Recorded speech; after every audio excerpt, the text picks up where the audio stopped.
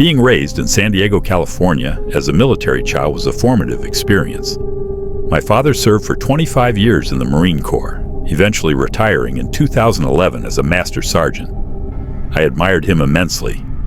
My love for him was so big, but I won't deny it, that childhood wasn't easy. Dad was rarely home, and when he was, discipline was a top priority. My freedom wasn't as much as my friends, but those strict rules were a blessing in disguise. They made me focus on my education and paved the way to my dream university.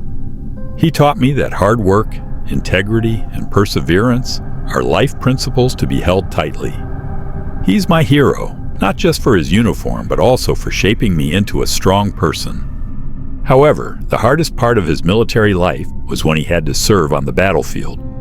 In June 2003, Dad was deployed to Iraq. I was 11 years old at the time. The moment of goodbye felt incredibly heavy. Although he tried to reassure us that he would be fine, I was old enough to realize that this goodbye might be the last one. That feeling, that the last hug, the last conversation, and seeing him alive might not happen again, was truly heartbreaking. The next 6 months were the most tense period of my life. Every war news on TV made me anxious. Mom tried her best to protect me, but as a sensitive child, that anxiety was hard to shake off. I often woke up at night, consumed by nightmares about Dad. That fear continued to haunt me, overshadowing the cheerfulness I should have felt as a child.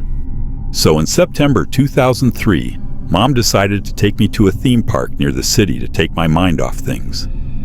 I really loved animated movies, and even though I had been there before, seeing the park again amid all the stress felt like a new experience. Every character I met and every ride we went on seemed to chip away at my anxiety and sadness little by little. The first day went perfectly until we lined up for a mine train ride. It was late at night when we boarded the small cart. At first, everything went smoothly. The train sped through turns and inclines until we entered a dark tunnel. Suddenly, a strong jolt shook the cart. This was followed by a horrifying screech of metal and a loud crash, then screams from the cart in front of us. The train stopped abruptly.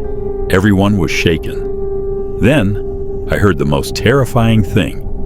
A woman screamed, "Is he awake?" In the darkness, there was only a little light from a gap in the tunnel. I could see that several carts had gone off the rails, and the cart in front of us was wet and glistening with a red liquid. At that moment, I didn't understand. It was only later that I realized it was blood. A few moments after the incident, people started crawling out of the carts and walking quickly through the tunnel, screaming for help. When Mom and I got out, I saw that the frontmost cart had derailed. The carts behind it had crashed into it hard. That's when I realized that the people in those carts must have taken an incredible impact, and they were trapped inside. Thankfully, Mom and I were able to get out safely. However, it took almost half an hour for emergency responders to evacuate the trapped victims. Everyone who managed to get out was gathered in a medical area. We were fine, just a little shocked. But some were not so lucky.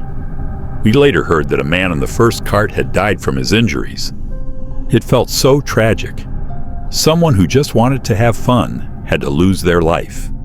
It was strange, but I felt incredibly lucky that day. The incident could have claimed so many more lives. Honestly, I was surprised that only one person died, considering how the carts collided. Half of the passengers on that train could have been killed by a collision that severe. Since that day, I've never been on another extreme ride. Theme parks always trigger my anxiety. I know they are fun, and I hope one day I can overcome this fear. But for now, I prefer to avoid them. Even the sound of screams from other rides reminds me of that tragic incident, especially of the desperate sound of the woman who kept calling out her loved one's name. That memory has become an inseparable part of me, a reminder that life can change in an instant, even in the most cheerful of places.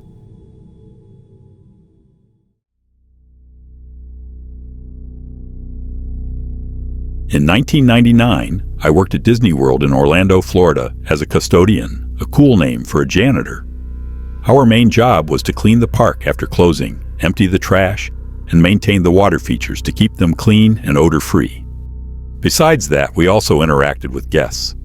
I often became a walking information booth, helping them find directions, plan their visits, or answer questions. So you could say I was 70% janitor and 30% tour guide.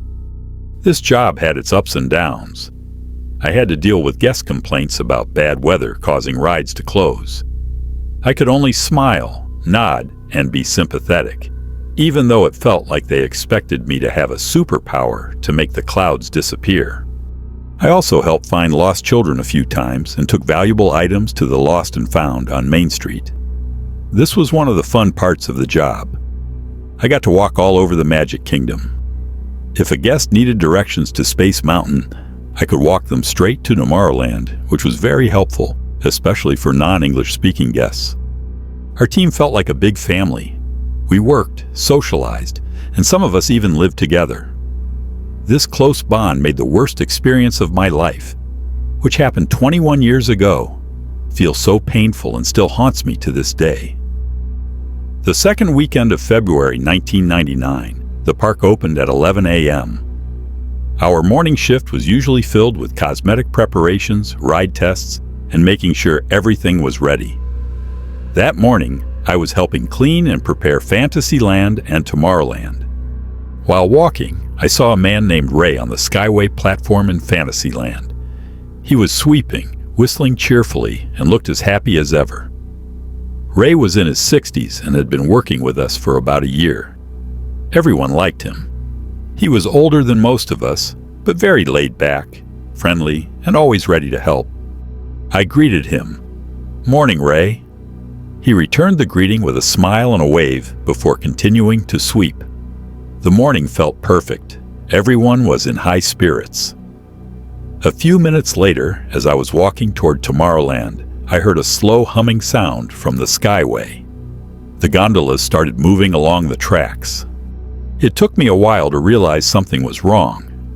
It was a Sunday morning, and I was a bit tired from staying up late. My mind wasn't completely clear, and I regret it. Then, it hit me. The gondolas were moving fast, and Ray was still on the platform. Someone had started the Skyway without checking if the area was clear. I immediately ran back, following the Skyway path, hoping to catch up to Ray before the gondola reached him. I saw Ray still with his back to the approaching gondola, whistling casually. I screamed as loud as I could to warn him. He turned, surprised to see the gondola closing in. His face showed a mix of anger and fear. He turned around and tried to get away as fast as he could. But he wasn't fast enough. The gondola hit him, but didn't knock him off right away. Ray managed to grab it and tried to pull himself into the gondola, but he wasn't strong enough. I saw him hanging from the gondola, 60 feet above the ground. I kept yelling, "Hold on, Ray! Hold on!" I ran underneath him, feeling helpless as I watched him struggle to keep his grip. I saw the fear in his eyes as he looked down. Then, the gondola passed over a flower bed. I thought falling into the flowers would be better than the concrete. I yelled again, "Jump, Ray! Jump into the flower bed!" Whether he deliberately let go or lost his grip, he fell 60 feet. A thump sound echoed as he landed in the flower bed. The scene felt slow to me. When I got there, Ray was lying motionless among the flowers. His eyes were wide open. He was gasping and groaning in pain. Blood was coming out of his mouth. I immediately ran for help and begged my colleagues to call 911. The emergency services arrived in less than 20 minutes and took Ray to Orlando Regional Medical Center. We all hoped he would survive, especially since he fell into a flower bed. However, a few hours later, we received the sad news. Ray didn't make it. The severe internal injuries took his life, despite the doctor's best efforts. We were all truly devastated, by the loss of such a dedicated and spirited team member.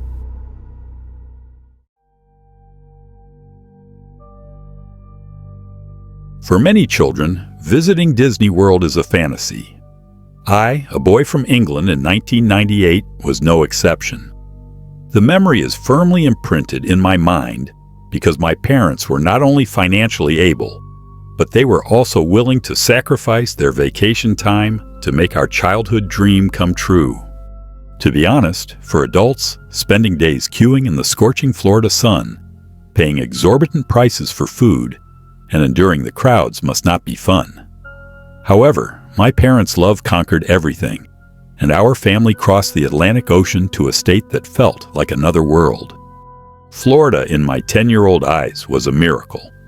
The warm climate, exotic palm trees, and an alligator farm where I could see giant alligators were things I had never imagined before. I remember how horrified, yet amazed I was when I saw my father, with a sudden burst of courage, try to feed a large, old alligator. He immediately ran away in fear afterward, reverting to a childlike behavior out of pure fright.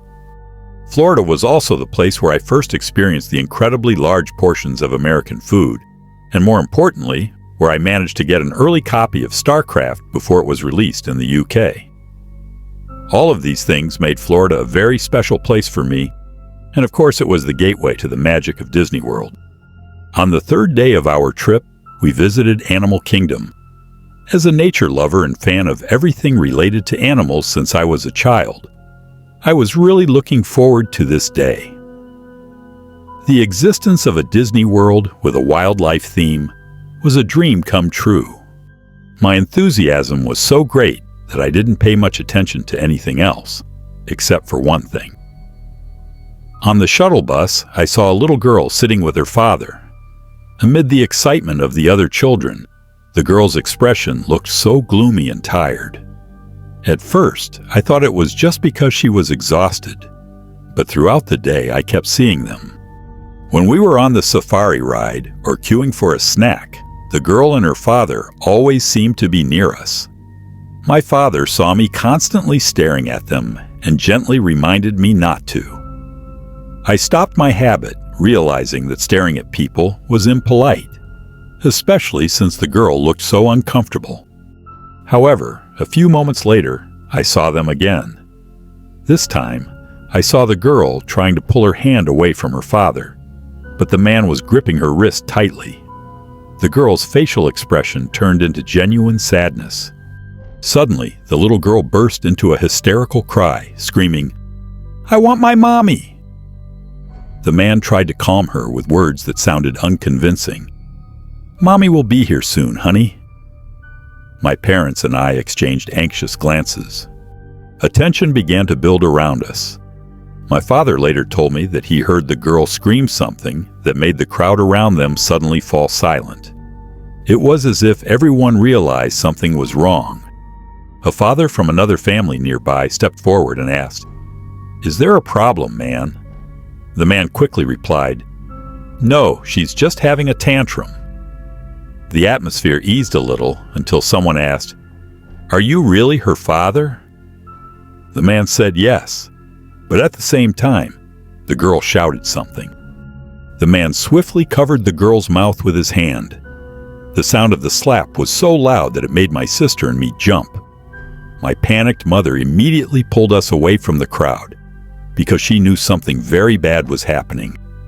According to my father, the girl had screamed, "He's not my father!" That was the trigger for the commotion. I just saw a commotion. People started shouting and moving forward. My mother covered my sister's eyes, who had started to cry in fear. I remember seeing a large woman break through the crowd and take the little girl into her arms. The girl cried uncontrollably in the woman's embrace, while the crowd around the man began to move and shout. Just as the park security officers arrived, I saw the man already pinned to the ground by several people. It is the clearest image in my memory. I don't know what happened next, but I know that thanks to the people there, the girl was saved. The story became a painful, but important reminder for me of how the kindness of strangers can emerge in the most horrible situations.